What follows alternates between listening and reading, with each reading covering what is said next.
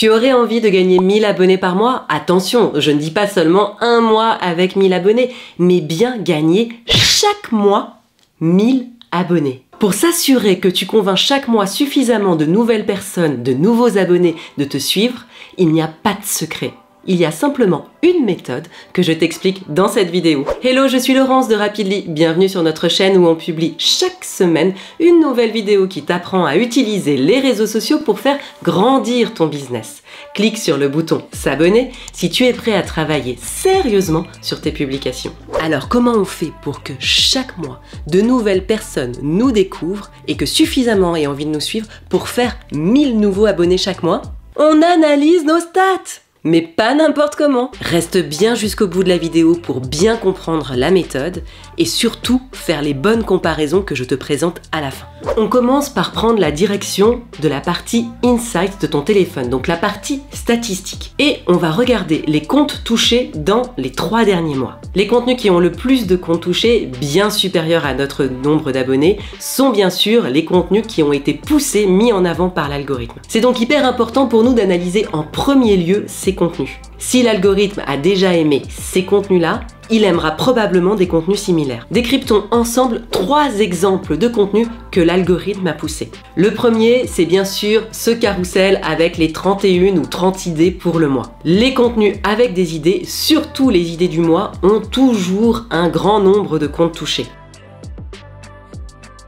En plus, c'est directement lié à notre activité puisque Rapidly est un outil, une plateforme qui te donne des centaines d'idées pour tes publications et qu'une IA rédige ensuite pour toi. Je te laisse le lien dans la description. Ce contenu est donc parfait pour nous. Le seul hic, c'est que forcément celui-là, on ne peut le faire qu'une seule fois par mois. Donc on a développé d'autres contenus similaires pour continuer à surfer sur cet intérêt de notre audience tout le reste du mois. Comme par exemple 40 idées de contenu par secteur, ou encore les 21 idées de stories. Petite astuce, tu remarqueras que plus le nombre d'idées est élevé, plus le post fonctionne bien. C'est tout simplement humain, on est tous attirés par les gros chiffres. Et ça fonctionne pour tous les secteurs. 25 actions pour reprendre confiance en soi, 40 idées pour optimiser ton site web, ou encore 30 idées de recettes avec du chou-fleur. Bref, tu m'as comprise. Deuxième exemple, tu remarques que les contenus qui utilisent Canva ont aussi beaucoup de comptes touchés. Autant le contenu sur les idées, il était assez évident pour nous étant donné ce qu'on fait, autant ce type de contenu sur Canva, c'était moins clair. Mais finalement, les gens qui recherchent des astuces Canva pour les aider à développer leur design sur Canva sont forcément des gens qui font des publications. Ils peuvent donc avoir aussi besoin de Rapidly, ils sont donc dans notre cible aussi. Donc créer ce genre de contenu nous a finalement paru indirect mais assez intéressant et c'est un pari qui a plutôt bien fonctionné. Ces posts nous permettent d'être découverts par des personnes qui ne connaissent pas encore Rapidly et qui très souvent s'abonnent à notre compte. Comme par exemple avec ce post,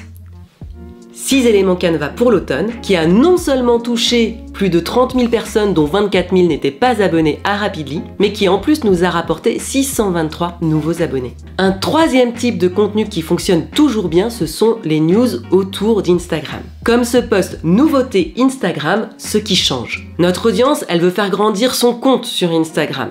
Donc forcément, tout ce qui va lui permettre de mieux décrypter les changements à l'intérieur d'Instagram et ce qu'il faut faire pour s'en servir au mieux, ça l'intéresse. Mais attention, l'analyse n'est pas terminée parce que ce n'est pas parce qu'on atteint un grand nombre de personnes, qu'on a un grand nombre de comptes touchés, que systématiquement on fait des nouveaux abonnés ou qu'on attire plus de clients. Ce qui est notre objectif final, évidemment. Il est temps donc de comparer cette stat des comptes touchés avec d'autres. Direction les comptes engagés. On va prendre les contenus qui ont le plus de likes et refaire une sélection sur les 3 derniers mois. Et maintenant, on va aller choisir la métrique interaction avec la publication. Je choisis cette métrique plutôt que les likes parce qu'elle inclut toutes les formes d'interaction, donc aussi les commentaires, les enregistrements, le temps passé sur la publication. Bref, ça c'est tous les signaux que l'algorithme utilise pour savoir s'il va mettre ma publication en avant. Comme l'algorithme se base beaucoup sur les interactions de publication pour décider quel contenu il met en avant, en règle générale, les contenus qui ont le plus de comptes touchés sont aussi les contenus qui ont le plus d'interactions, comme tu peux le voir ici. Ensuite, plus intéressant, on va comparer nos statistiques de comptes touchés avec celles des contenus qui ont généré le plus d'abonnements. Là encore, tu vois, pas de surprise. Ce sont les mêmes publications qui nous ont permis d'être découverts, donc qui ont touché un maximum de comptes, qui nous ont aussi permis de gagner le plus d'abonnés. Finalement, ça paraît logique, mais ce n'est pas toujours le cas, donc je te recommande de surveiller cette statistique régulièrement. Enfin, dernière comparaison, on va comparer nos statistiques de comptes touchés avec les statistiques de visites de profil. Les visites de profil, elles sont extrêmement importantes parce qu'elles montrent que les personnes qui ont découvert nos contenus sont intéressées par comprendre un peu plus qui on est, et on sait, ça aussi, c'est la première étape dans le chemin pour devenir un client. Et là, tu vois, on a une petite différence. On a 2 posts qui ressortent dans cette statistique qui ne ressortaient pas avant. 100 hashtags par secteur et laisse l'IA écrire pour toi. Le deuxième post est particulièrement important pour nous parce que c'est un post qui explique ce qu'on peut apporter à nos abonnés. Alors certes, c'est clairement pas un post qui nous a apporté beaucoup de comptes touchés, donc c'est pas un post qui sert à nous faire découvrir, mais c'est un post qui sert à convaincre nos abonnés que notre outil peut leur être utile. C'est donc un post qui va faire avancer notre business. Depuis, j'ai refait un contenu sur cette même thématique avec un reel qui montre comment faire un post citation en quelques minutes avec Rapidly et Canva.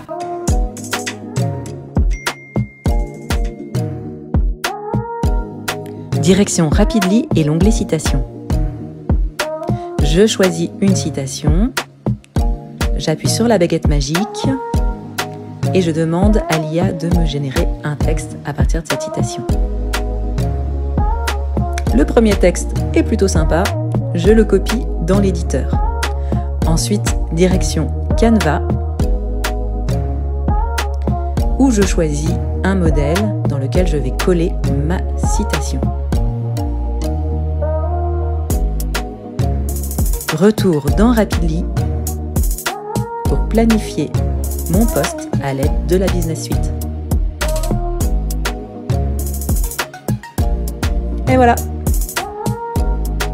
Et on va continuer à créer ce type de contenu qui, s'ils ne nous font pas découvrir, en tout cas, nous apporte des clients. Tu l'auras compris, l'analyse de tes stats te permet de savoir quel type de contenu tu dois continuer à créer, tout en gardant l'équilibre entre les contenus qui vont te faire découvrir et qui auront donc beaucoup de comptes touchés et les contenus qui t'apportent du business, ceux qui génèrent des visites de profil et des clics vers le site web. Et si cette histoire d'IA t'intrigue, je te recommande cette vidéo où je t'explique comment ça se passe quand une IA écrit à ta place. N'oublie pas de liker cette vidéo si tu l'as trouvée utile et de t'abonner pour ne pas rater les prochaines.